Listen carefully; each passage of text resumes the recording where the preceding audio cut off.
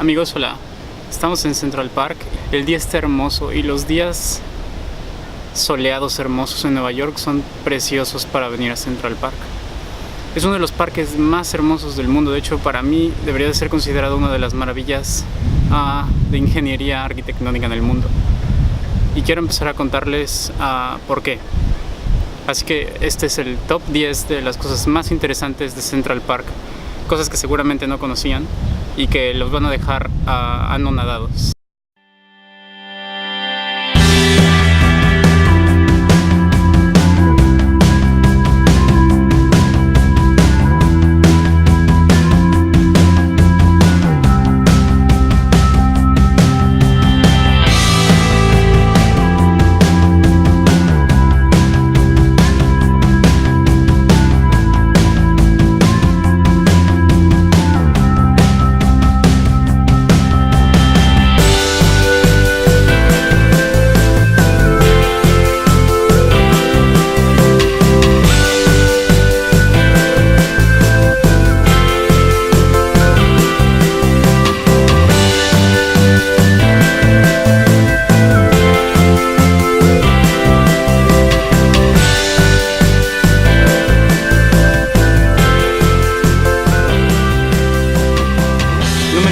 Es el primer parque diseñado de los Estados Unidos.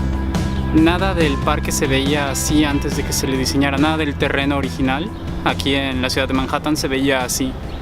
Nada de los árboles, no es que hayan preservado los árboles y que hayan hecho un parque alrededor, no. Es un parque diseñado yarda por yarda, centímetro por centímetro, para verse exactamente como se está viendo en estos momentos.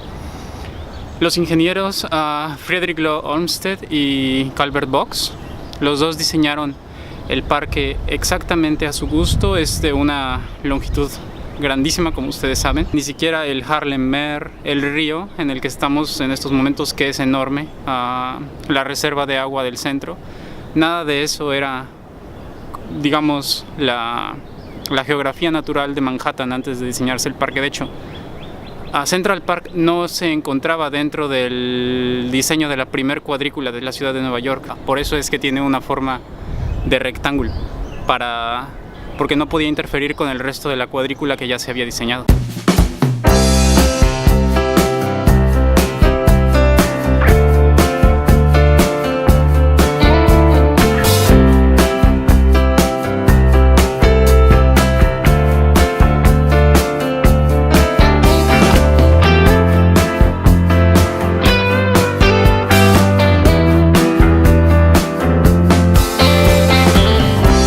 Mantener el parque en el estado en el que se encuentra requiere muchísimo dinero, y en busca de facilitar todos los trabajos y remodelaciones que necesita el parque, se ofrece a los patrones ricos la posibilidad de adoptar una banca.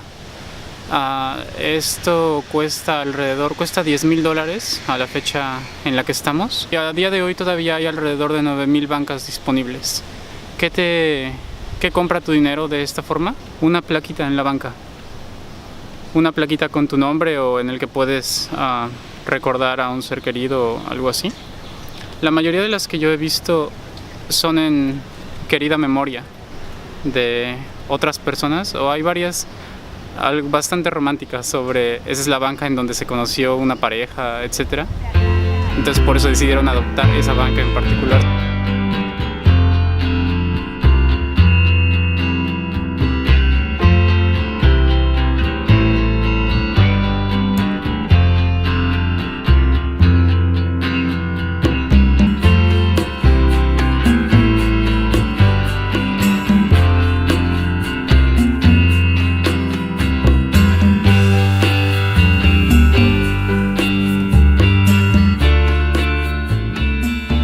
Hay muchas esculturas en Central Park, pero pocas son tan queridas como Alice in Wonderland.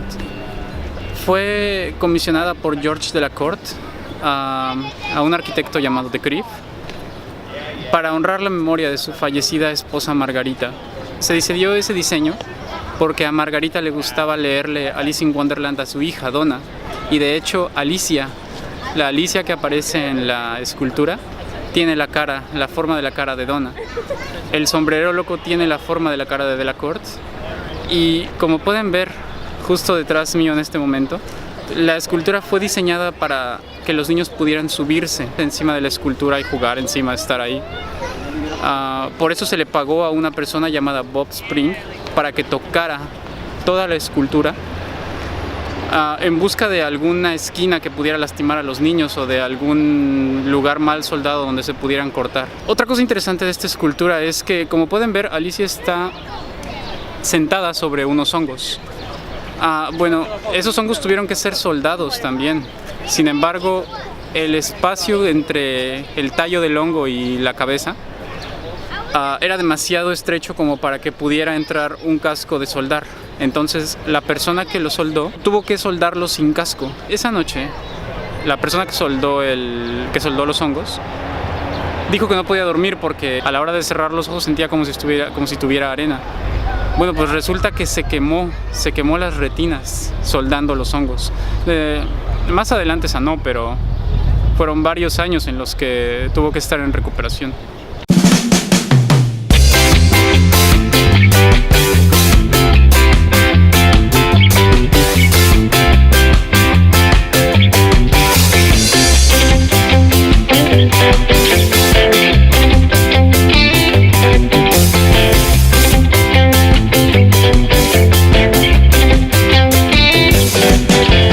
Dependiendo de cómo se cuente, la ciudad de Manhattan solamente tiene alrededor de entre 5 y 9 calles que no son completamente rectas. Bueno, pues en contraposición a esto, los arquitectos de Central Park, Olmsted Box, decidieron hacer todas las calles excepto una onduladas. Esta es la calle que se conoce como The Mall.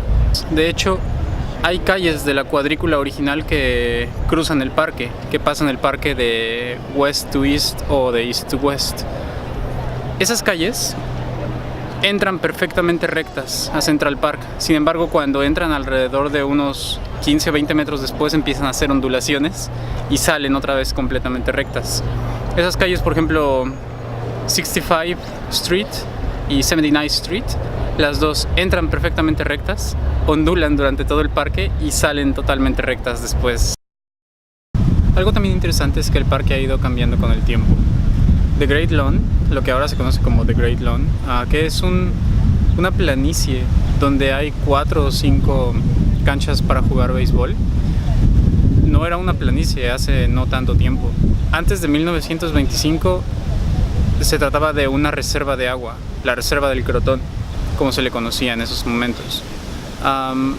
Pero cuando se construyó The Rockefeller Center, toda la tierra que sacaron para establecer los cimientos la trajeron para acá y rellenaron esa antigua reserva de agua. Eso fue en los años 30, no tiene tanto tiempo. Entonces Central Park sigue cambiando.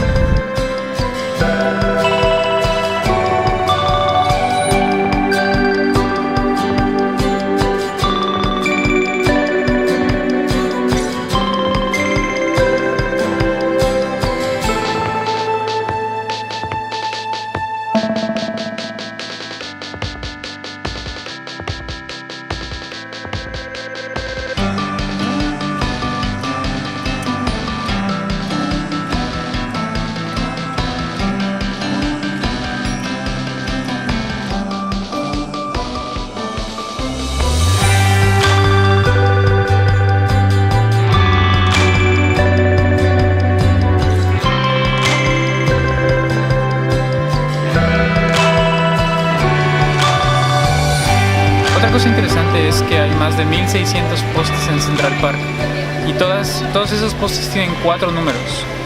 Y si sabes leer los postes, te podrán decir en dónde estás en caso de que te llegues a perder dentro del parque. Los 2 primeros dígitos te indican cuál es la calle más cercana a la que te encuentras. Digamos, por ejemplo, que los primeros 2 dígitos son 85. Quiere decir que estás en la calle 85. Los siguientes 2 números te van a decir si te encuentras cerca de East o más cerca de West. Los números pares son East, los números nones son West. Otro hecho divertido sobre Central Park es, y les prometo, todo lo que estoy a punto de decir es totalmente cierto, no es mentira. Periódicos como el New York Times han reportado sobre esto, pero en el 2001 se cazó un cocodrilo que estaba viviendo en Haarlemmer. Hay muchas teorías sobre cómo llegó ese cocodrilo a Central Park. La mayoría es que alguien lo trajo como una mascota cuando era pequeño, y ya una vez que empezó a crecer no supo qué hacer con él y pues lo metió a Central Park a ver si podía sobrevivir. Llamaron a un especialista en lucha de cocodrilos desde Florida, lo trajeron hasta Nueva York para que se encargara de cazarlo, a él y a su esposa. De hecho fue su esposa la que terminó cazando al cocodrilo. Y por ridículo que suene, no es la única vez que animales salvajes han entrado a Central Park. De hecho, no es poco común que coyotes o incluso lobos en el invierno, que es cuando ellos emigran de norte a sur, no es poco común que coyotes o lobos entren a Central Park buscando refugio. Obviamente no les gustan las calles de Nueva York, así que la próxima vez, si vienen a Nueva York en invierno para navidades, etc., cuidado al andar por Central Park, que hay coyotes y lobos sueltos.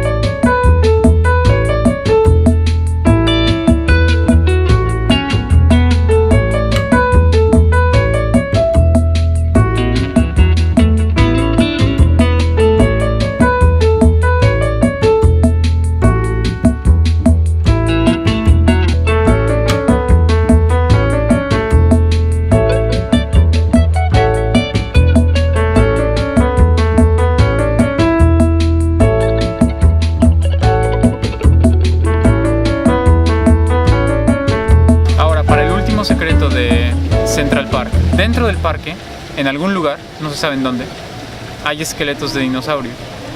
Ahora hay un truco.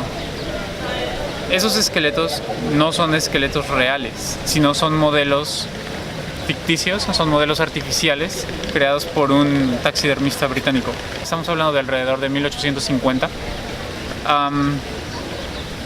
Exactamente en ese mismo momento, en Londres estaba pasando algo muy interesante.